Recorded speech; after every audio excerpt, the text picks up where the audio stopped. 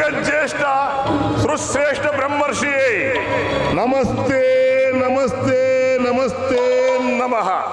ಕಾಲಭೈರವ, ನಿನ್ನೆ ಅನಿರೀಕ್ಷಿತ ಅನಪೇಕ್ಷಿತ ಆಗಮನದ ಕಾರಣ ಆಕಸ್ಮಿಕ ಅಂದರೆ ಅರಸೇ, ಈ ಕಾಲನಿಗೂ ಕಾರ್ಕಾಲನಾದ ನಿನ್ನಲ್ಲಿ ಮನಸಾಕ್ಷಿಯಾಗಿ ಮಹತ್ತರವಾದದನ್ನು ಬಯಸಿ ಬಂದಿದ್ದೇನೆ.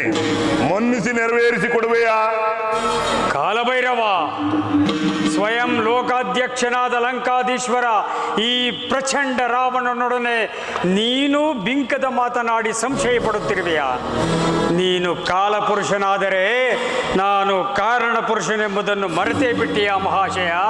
ಕೇಳು, ನೋವಿಲ್ಲದ ನಿನ್ನ ಲೀಲಾ ವಿನೋದಕ್ಕೆ ನನ್ನಿಂದಾಗಬೇಕಾದ ಸಹಾಯವೇನು? ನಿರ್ಭಯನಾಗಿ ಕೇಳು.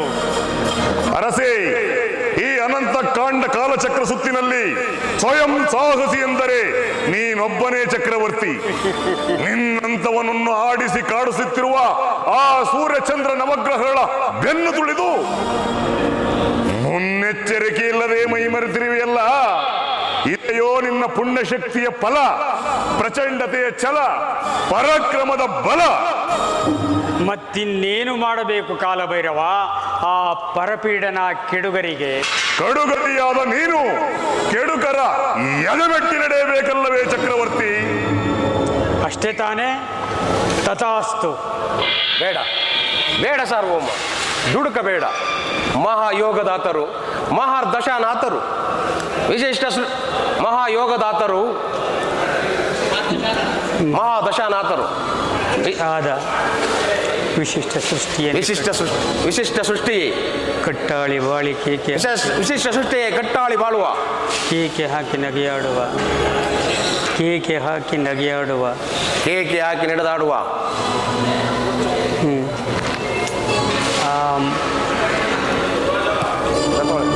ಪುರುಷರೇ.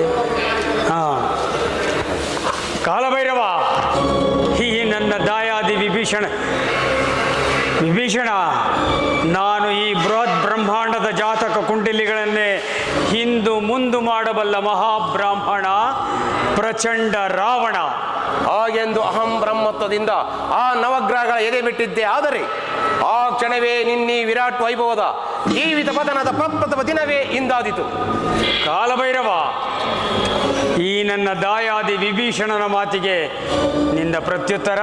ಅರಸೇ, ದಾಯಾದಿಗಳಿಗೆಲ್ಲ ನ್ಯಾಯವಾದ ಹೇಳಲಾದೀತೆ. ನಿಜವನ್ನೇ ನುಡಿಯುವುದಾದರೆ ಈ ವಿಭೀಷಣನಿನ ತಮ್ಮನಾಗಿ ಕರುಣಿಸಿರುವುದು ಆ ಕಾಣದ ಕೈ ನಿನಗಾಗಿ ಮಾಡಿದ ಪರಮಾನ್ಯಾಯ. ಬಾಪು ಭೈರವ, ಬಾಪು. ನ್ಯಾಯವಾದಿ ಎಂದರೆ ನೀನೇ ಮಹಾಶಯ. ಪ್ರಹಸ್ತ, ಪ್ರಭು, ಈಗಿಂದೀಗಲೇ ನೀನೇ ಸ್ವಯಂ ಸಿಂಹಾಸನಾಂಗಣಕ್ಕೆ ಹೋಗಿ ನನ್ನ ಕಟ್ಟಾಜ್ಞೆಯನ್ನು ಆ ನವಗ್ರಹಗಳಿಗೆ ತಿಳಿಸಿ ಬಾ. ಇನ್ನು ಮುಂದೆ ಮೇಲ್ಮುಖರಾಗಿ ಅವರ ಕೊಬ್ಬಿದುಬ್ಬಿದೆಯನ್ನು ನನ್ನ ಪಾದ ಸೇವೆಗಾಗಿ ಮೀಸಲಾಗಿಡಲಿ. ಅಪ್ಪಣೆ ಮಹಾಪ್ರಭು.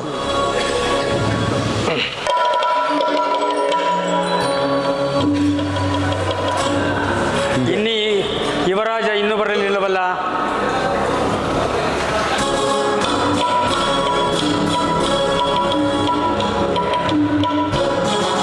ಯುವರಾಜ, ಅಕ್ಷಯಾದಿ ರಾಕ್ಷಸರನ್ನೆಲ್ಲ ನಿರ್ಲಕ್ಷ್ಯದಿಂದ ಧ್ವಂಸ ಮಾಡಿದ ಆ ಕೆಟ್ಟ ಕೋಡಗನಾದ ರಾಮ ರಾಯಭಾರಿಯನ್ನು ಕಟ್ಟಿ ತಂದಿರುವೆಯಾ? ತಂದಿದ್ದೇನೆ. ಏನು? ಬ್ರಹ್ಮಾಸ್ತ್ರದಿಂದ? ಸಾಮಾನ್ಯ ಅಸ್ತ್ರಗಳಿಗೆ ಸಗ್ಗದ ಈ ಕೋಡಗ ವಾನರ ಮಾತ್ರನಾದರೂ ದಿವ್ಯ ತೇಜೋಮಯನಾಗಿ ವಿರಾಜಿಸುತ್ತಿದ್ದಾನೆ. ಕಾಲಭೈರವ, ಹಿಂದೆ ನಾನು ಕೈಲಾಸವನ್ನೆತ್ತಿ ಚೆಂಡಾಡಿದಾಗ ಬೆಚ್ಚಿ ಬೆದರಿ ನನಗೆ ಶಾಪವನ್ನೆತ್ತ ಆ ನಂದೀಶ್ವರನೇ ಇವನಾಗಿರಬಹುದೇ? ಅವನು ಯಾರಾದರೇನಂತೆ ಮಹಾಶಯ? ಈ ರಹಸ್ಯ ರಾಜಸಭೆಯಲ್ಲಿ ಯಾರಿಗಾಗಿ ಸುತ್ತಲೂ ಅರಸುತ್ತಿದ್ದಾನೆ ಕೇಳು ಮಹಾಶಯ. ರಾಮರಾಯಭಾರಿ, ಈ ರಹಸ್ಯ ರಾಜಸಭೆಯಲ್ಲಿ ನೀನಾರಿಗಾಗಿ ಅರಸುತ್ತಿರುವೆ? ಈ ಸಭೆಯಲ್ಲಿ ರಾವಣನೆಂಬುವನಾರು ಮಹಾಶಯ?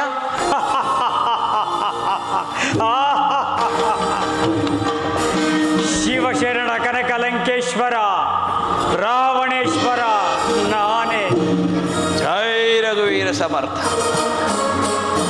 ರಾವಣೇಶ್ವರ, ಈ ರಾಮರಾಯ ಭಾರಿಯ ಪ್ರಣಾಮಗಳನ್ನು ಸ್ವೀಕರಿಸು. ಚಕ್ರೇಶ್ವರ, ನಾನಾರೆಂಬುದು ನಿನಗೆ ಈಗಾಗಲೇ ಅರಿವಾಗಿರಬಹುದು. ಅಂಜನಾ ಸಂಜಾತನಾಗಿ ವಾಯುಪುತ್ರನೆನಿಸಿ ಬದುಕಿ ಬಾಳುತ್ತಿರುವ ಹಂಪೆ ನಾಡಿನ ವೀರ ಹಮ್ಮೀರನಾದರೂ ನಿನ್ನ ಹಿತವನ್ನು ಬಯಸುವ ಮಿತ್ರನೂ ಹೌದು. ವಾನರರೊಡನೆ ಭ್ರಾತೃತ್ವವನ್ನಾಗಲಿ ಮಿತ್ರತ್ವವನ್ನಾಗಲಿ ಬಯಸಿ ಬಾಳತಕ್ಕವನು ಆ ನಿನ್ನ ಕೋದಂಡ ರಾಮನೇ, ಪರಂತು ಈ ಪ್ರಚಂಡ ರಾವಣನಲ್ಲ. ಈ ಪ್ರತಿಷ್ಠೆಯೇ ನಿನಗೆ ಕಾರಣೀಭೂತವಾದ ಮೃತ್ಯು. ಮೂರ್ಖ, ಆ ಮೃತ್ಯು ದೇವತೆ ನನ್ನಂಗೈ ರಂಗಭೂಮಿಯ ಮೇಲೆ ನರ್ತಿಸುವ ನೃತ್ಯಗಾತಿ. ಹಾಗಾದರೆ ನಿನ್ನ ಅಂಗೈನಲ್ಲಿಯೇ ಇದೆ ನಿನ್ನ ಭಾಗದ ಮೃತ್ಯು, ಅಪಜಯ. ಅಪಜಯ, ಈ ಕನಕಲಂಕೇಶ್ವರನ ಹೆಸರಿಗೆ ಅಪಜಯದ ಪರಿಚಯವೇ ಇಲ್ಲ. ಸುಳ್ಳು. ಮಾತು ಮಾತಿಗೂ ನಾನು ಪ್ರಚಂಡ ರಾವಣ ಎಂದು ಪ್ರತಿಷ್ಠೆ ಕೊಚ್ಚಿಕೊಳ್ಳುತ್ತಿರುವ ನೀನೇ ಅನೇಕ ಬಾರಿ ಅಪಜಯವನ್ನು ಹೊಂದಿರುವೆ. ಮರೆತಿದ್ದರೆ ನೆನಪು ಮಾಡಿಕೋ.